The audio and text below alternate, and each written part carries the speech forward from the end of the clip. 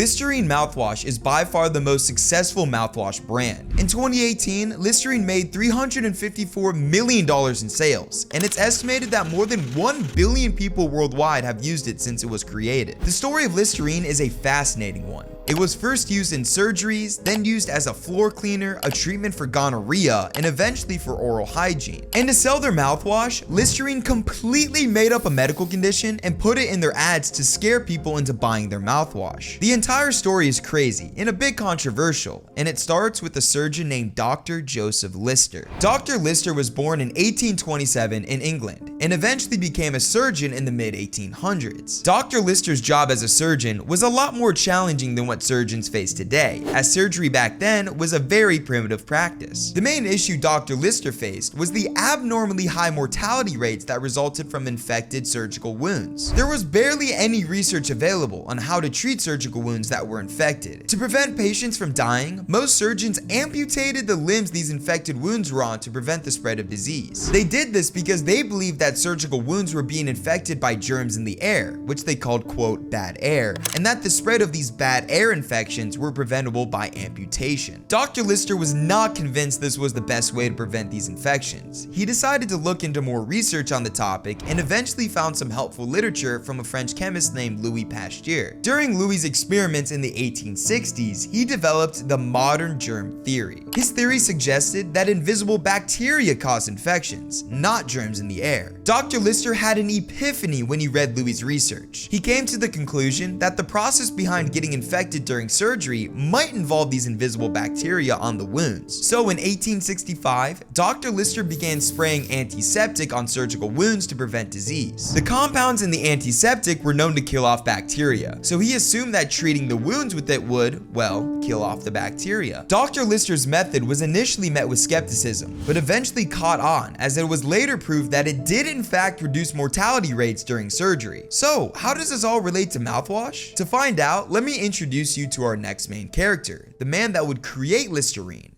Dr. Joseph Lawrence. Dr. Joseph Lawrence was a chemist in St. Louis, Missouri during the 1870s. He was inspired by the work Dr. Lister was doing with antiseptics in the medical world, so he sought to create a commercial version of antiseptic that could be sold to surgeons everywhere. In 1879, Dr. Lawrence developed an alcohol-based surgical antiseptic that included eucalyptol, thymol, and menthol. He named his new antiseptic Listerine in honor of Dr. Lister. To sell his new product, Dr. Lawrence teamed up with brothers James, Edward, and Robert Johnson to create a brand new business, Johnson & Johnson. Johnson & Johnson wanted to market Listerine as a general antiseptic for cleaning cuts, scrapes, and other wounds, as well as a surgical antiseptic. However, they were having trouble selling Listerine, as not many people saw a need for it. So in 1881, Johnson & Johnson sold the formula of Listerine to a man named Jordan Lambert. Jordan Lambert was a local pharmacist in St. Louis who had his own pharmaceutical company called Lambert Pharmaceutical. Jordan sought to find a better way to sell Listerine, as trying to market it as an antiseptic was not working well. He attempted to sell it as a floor cleaner, a foot cleaner, and even as a treatment for gonorrhea. All of these ideas didn't catch on.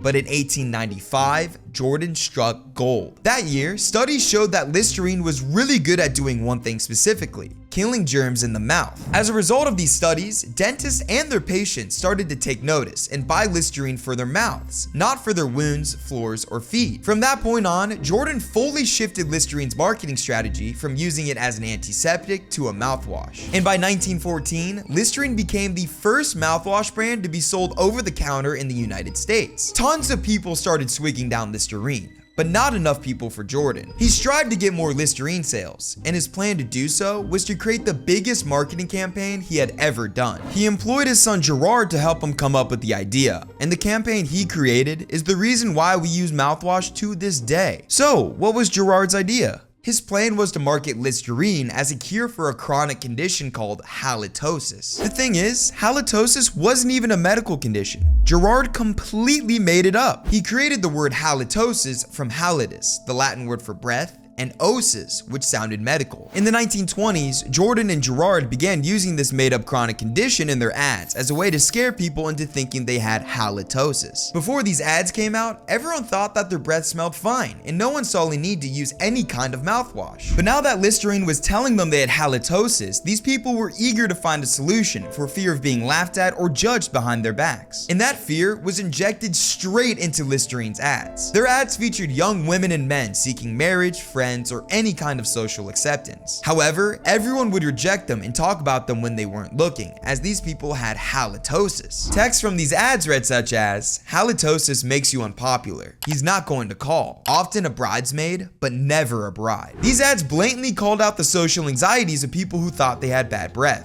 and they did it extremely well. The halitosis campaign was so successful that marketing historians referred to it as the halitosis appeal, shorthand for using fear to sell the product. Listerine had essentially created a whole new market, as no one saw the need for mouthwash until Listerine told them there was a need. As a result of their success, Listerine's annual sales went from a little over $100,000 in 1921 to more than $4 million annually in 1927. In today's money, that's an increase from 1.3 million to 57.5 million. A 4,328% increase in just 6 years. And funny enough, Johnson & Johnson eventually bought back the rights to Listerine in 2006. And to this day, Listerine remains a dominant force in the mouthwash market.